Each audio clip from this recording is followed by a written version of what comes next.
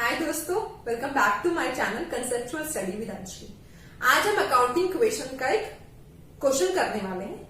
Last session में हमने इसके इंट्रोडक्शन के बारे में बात की थी। इसका फॉर्मेट एक बार दोबारा से आप देख लीजिए। सबसे पहले हम लिखते हैं सीरियल नंबर, उसके बाद ट्रांजेक्शन जिसमें कि हम डिटेल्स लिखते हैं। Assets is equal to liabilities plus capital. Assets के नीचे हम वो वाली एसेट्स मेंशन करते हैं जो कि हमारे क्वेश्चन में गिवन है। सिमिलरली लाइबिलिटीज के नीचे मोबाइल लाइबिलिटीज मेंशन करते हैं जो कि हमारे क्वेश्चन में है, प्लस कैपिटल। अब हमारे क्वेश्चन में यहाँ पे यूज होने वाला है cash, bank, machinery, stock, car, prepaid rent. यहाँ पे स्पेस कम था, अब ध्यान से सुनो, दिस इज प्रीपेड रेंट। वहां पर है creditors, loan, salary outstanding plus capital. ठीक है, अब फॉर्मेट समझ आ गया, क्वेश्चन पे आएंगे। फर्स्ट पार्ट है कि started business with cash, cheque and machinery. ठीक है, तो हमने यहां लिखा started business with cash, cheque and machinery. ये क्वेश्चन मैंने इस वीडियो की बिगिनिंग में आपके रेफरेंस के लिए अपलोड कर दिया। ठीक है, तो कैश के नीचे हमने कैश का अमाउंट लिखा 1 लाख, प्लस बैंक के नीचे हमने चेक वाला अमाउंट लिखा 1,40,000, मशीनरी के नीचे हमने लिखा 50,000 और कोई एसेट इसमें नहीं है तो उनके सामने हमने 0 लिखा। ठीक है, अब ये क्या है? जब हम कैश लेके आ रहे हैं, चेक लेके आ रहे हैं, मशीनरी लेके आ रहे हैं, इसका मतलब बिजनेस में कैपिटल इंट्रोड्यूस हुआ है। तो इसका टोटल हम कहां दिखाने वाले हैं? कैपिटल के नीचे दिखाने वाले हैं 2,90,000। ठीक है, हम कौन सा सिस्टम फॉलो करते हैं? डबल एंट्री सिस्टम फॉलो करते हैं। इसका मतलब हर ट्रांजेक्शन की 2 एस्पेक्ट्स होती हैं, एक डेबिट और एक क्रेडिट। ठीक है, सो यहाँ पे 2,90,000 हमने कैपिटल के नीचे दिखाया। क्यों? बिकॉज ये कैपिटल इंट्रोड्यूस हुआ है बिजनेस में। नेक्स्ट एंट्री देखिए, second, goods purchased from Ram on credit. अब क्रेडिट पे गुड्स परचेज किए हैं तो सबसे पहले हमने ट्रांजेक्शन लिखा परचेज गुड्स फ्रॉम राम। अब गुड्स परचेज किए हैं, इसका मतलब क्या है? हमारा स्टॉक इंक्रीज हो रहा है। ठीक है, अब क्रेडिट पे परचेज किए, दैट मीन्स हमारे क्रेडिटर्स बढ़ रहे हैं। क्रेडिटर्स कहाँ आते हैं? लाइबिलिटी के नीचे आते हैं। तो यहाँ पे कैश के नीचे 0, बैंक के नीचे 0, मशीनरी के नीचे 0, स्टॉक के नीचे हमने लिखा 20,000। वाई? बिकॉज यहाँ पर हमारा स्टॉक इंक्रीज हो रहा है। कार के नीचे 0, प्रीपेड रेंट के नीचे 0 इज इक्वल टू क्रेडिटर्स हमारे इंक्रीज हो रहे हैं कितने अमाउंट से? 20,000 से, तो हमने यहाँ 20,000 लिखा, प्लस लोन का कोई अमाउंट नहीं है, सैलरी आउटस्टैंडिंग कुछ नहीं है, कैपिटल कुछ नहीं है, तो उनके नीचे हमने 0. अब उसके बाद हम क्या करेंगे? न्यू इक्वेशन बनाएंगे इन दोनों को प्लस करके। तो ये न्यू इक्वेशन लिखा है, इसको आप थोड़ा बोल्ड में लिख सकते हैं। न्यू इक्वेशन, इसका सबका टोटल करेंगे तो यहाँ 1 लाख आया, इधर 140, 50,000, 20,000 और यहाँ पर कुछ नहीं था तो 0 इज इक्वल टू यहाँ पे 20,000, 0 प्लस 2,90,000। अब आप असेट्स और लाइबिलिटीज का अगर टोटल चेक करेंगे तो वो इक्वल होगा। एक प्रैक्टिस बनाए रखना कि जैसे ही आप न्यू इक्वेशन लिखते हो, एसेट्स और लाइबिलिटीज का टोटल टेली कर लो, क्योंकि अगर आप at the end total tally करोगे तो कई बार वो मैच नहीं करता और पूरा बैक कैलकुलेशन करनी पड़ती है। तो अगर आप स्टेप बाय स्टेप ये टोटल करते चलोगे तो आपके क्वेश्चन में अगर किसी भी क्वेश्चन में प्रॉब्लम है तो आप उसको वहीं पर रेक्टिफाई कर सकते हैं। ठीक है, अब नेक्स्ट एंट्री देखिए, goods sold in cash, value थी 12,000, बेचे हैं हमने 15,000। अब कैश में बेचे हैं कि कैश कितने अमाउंट से इंक्रीज हो रहा है? 15,000 से। स्टॉक कितने अमाउंट से डिक्रीज हो रहा है?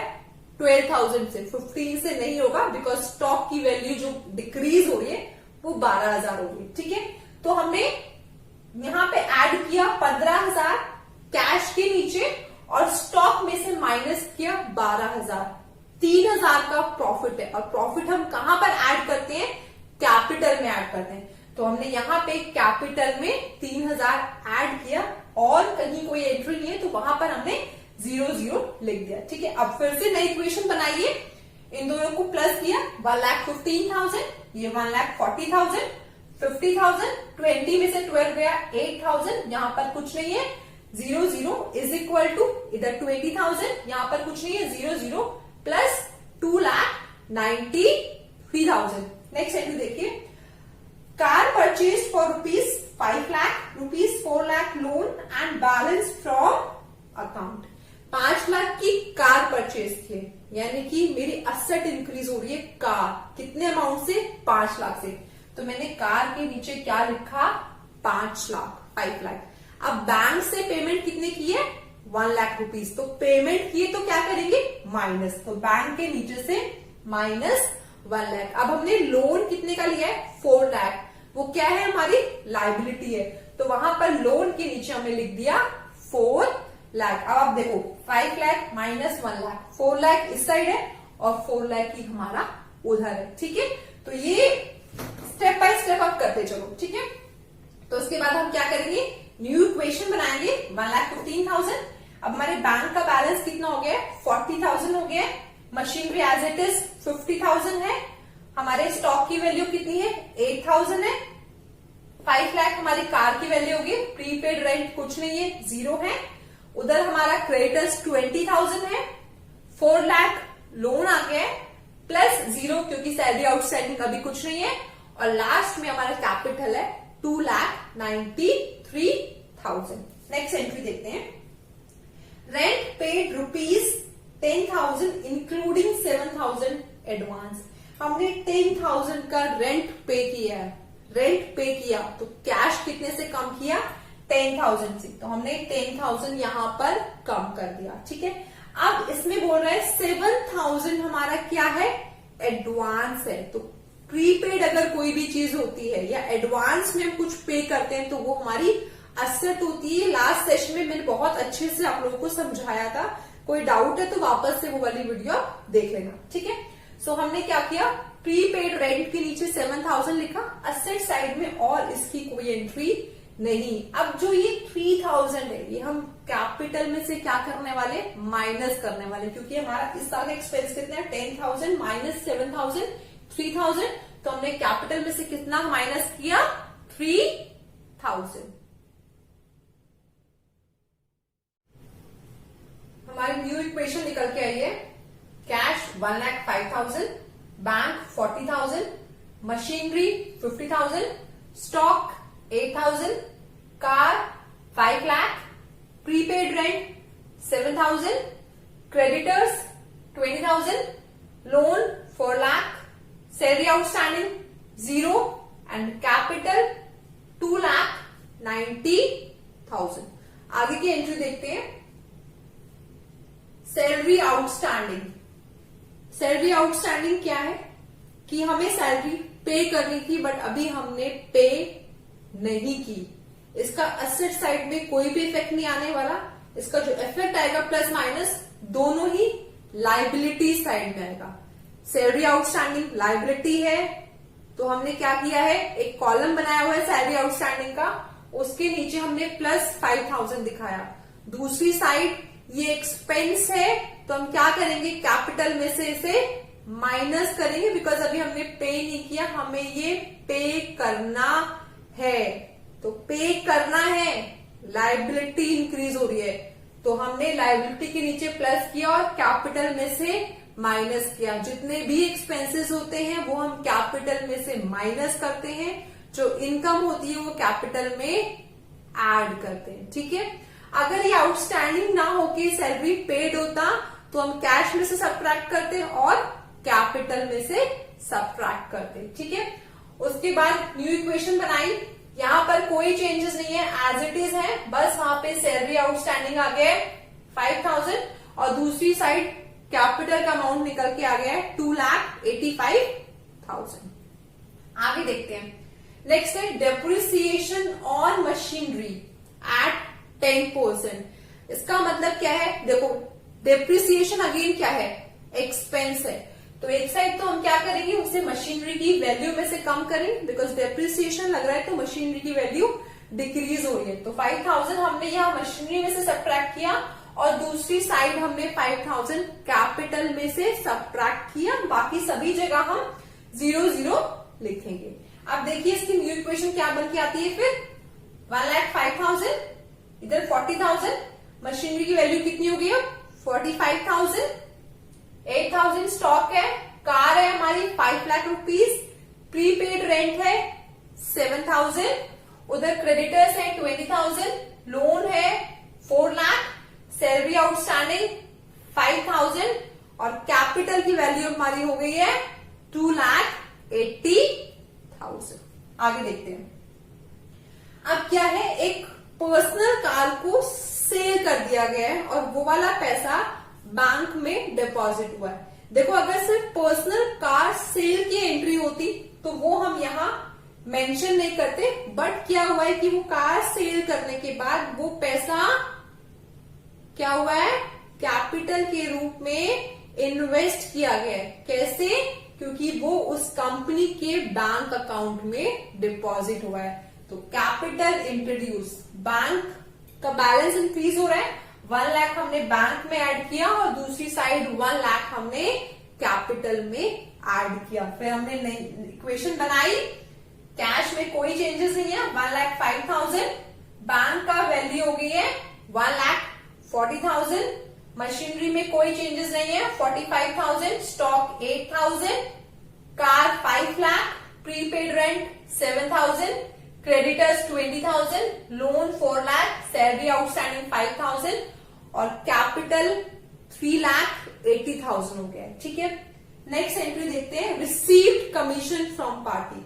अब कमीशन रिसीव हुआ है, एक तो कैश इंक्रीज हो रहा है और दूसरा इनकम है तो हमारा कैपिटल में ऐड होगा। तो हम कैश में प्लस करेंगे 7,000 असेट साइड में और लायबिलिटी साइड में हम क्या करेंगे, कैपिटल में 7,000 प्लस करेंगे। तो ये 7,000 यहां प्लस किया और उधर 7,000 प्लस किया। न्यू इक्वेशन बन गया इधर 1,12,000, बाकी कहीं पर कोई चेंजेस नहीं है, एज इट इज हमने लिखा। लायबिलिटी साइड में गए, कोई चेंजेस नहीं है, सिर्फ कैपिटल में चेंज है तो हमने कैपिटल को चेंज करके 3,87,000 लिखा। नेक्स्ट एंट्री देखते हैं, pay to creditors in full settlement. अब क्रेडिटर हमारा कितना अमाउंट का था, 20,000 का, बट हमने पेमेंट की है 15,000, उसको फुल एंड फाइनल सेटलमेंट किया। तो अब देखो कैश हमने कितना पे किया है, कैश हमने पे किया 15,000, तो कैश कितने से रिड्यूस करना है, 15,000 से। तो हमने कैश यहाँ 15,000 से रिड्यूस किया। अब क्रेडिटर्स तुम्हारे पूरे खत्म हो गए, तो क्रेडिटर्स हमने कितना सब्ट्रैक्ट किया है, 20,000। अब सोचो 20,000 पेमेंट करनी थी, 15,000 हमने प्रॉफिट मतलब पेमेंट की है, तो अब जो बच गया है 5,000 वो बिजनेस के लिए क्या है, इनकम है। तो हम कहाँ ऐड करेंगे, 5,000 कैपिटल में। दोबारा सुनो, पेमेंट हमने की है 15,000, क्रेडिटर कितने थे 20, तो क्रेडिटर में से पूरा माइनस किया क्योंकि क्रेडिटर पूरे खत्म हो गए। कैश में एक्चुअल जो पेमेंट हुई है वो 15,000 हुई है, तो वहां सब्ट्रैक्ट किए। अब ये जो 5,000 है बिजनेस के लिए इनकम है, तो हमने कैपिटल में ये ऐड किया। देखो 15,000 यहाँ कैश में सब्ट्रैक्ट किया, 20,000 हमने कहा सब्ट्रैक्ट किया, क्रेडिटर्स में से, और वहां 5,000 हमने कैपिटल में ऐड किया। अब नई इक्वेशन बन के आ गई 97,000, 1,40,000, 45,000, 8,000, 5 लाख, 7 लाख। इधर ये पूरा खत्म हो गया तो 0 प्लस 4 लाख प्लस 5,000 और कैपिटल हो गई है 3,92,000। अब देखते हैं लास्ट एंट्री है इंटरेस्ट ऑन कैपिटल। अब कैपिटल पे interest, interest on capital business के लिए क्या होता है, एक्सपेंस होता है, लॉस होता है। ठीक है, तो हम क्या करेंगे, इसे यहां से माइनस करेंगे। दूसरी साइड इंटरेस्ट ऑन कैपिटल जब है तो अब क्या होगा, वो कैपिटल में ऐड हो जाएगा। ठीक है, ये लास्ट सेशन में मैंने बहुत डिटेल में आपको एक्सप्लेन किया था, एक बार रिवीजन कर लीजिए। इंटरेस्ट ऑन कैपिटल बिजनेस के लिए लॉस है, तो वो क्या करेगा, अपने प्रॉफिट में से सब्ट्रैक्ट करेगा। दूसरी साइड अब जब इंटरेस्ट ऑन कैपिटल है तो वो बिजनेस में क्या हो रहा है, वो वह पैसा अब कैपिटल में ऐड हो रहा है, क्योंकि बिजनेसमैन ने पता नहीं वो पैसा लिया है कि नहीं लिया, इंटरेस्ट ऑन कैपिटल वो ले रहा है कि नहीं ले रहा है, वो बोल रहा है मुझे नहीं चाहिए, आप मेरे कैपिटल में ये ऐड कर दो। तो अभी 11th के पर्पज से आपको इतना डिटेल में जाने की जरूरत नहीं है।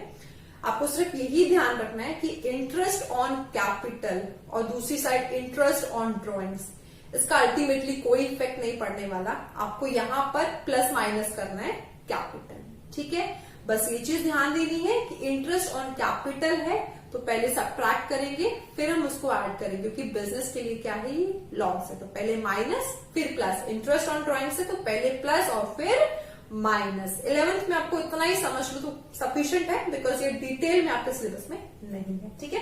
सो ये हमने यहाँ -2000 प्लस 2000 कैपिटल में किया, यानी कि अल्टीमेटली इसका कोई इफेक्ट नहीं हुआ, ठीक है। बट हाँ, आपको इस तरीके से दिखाना है।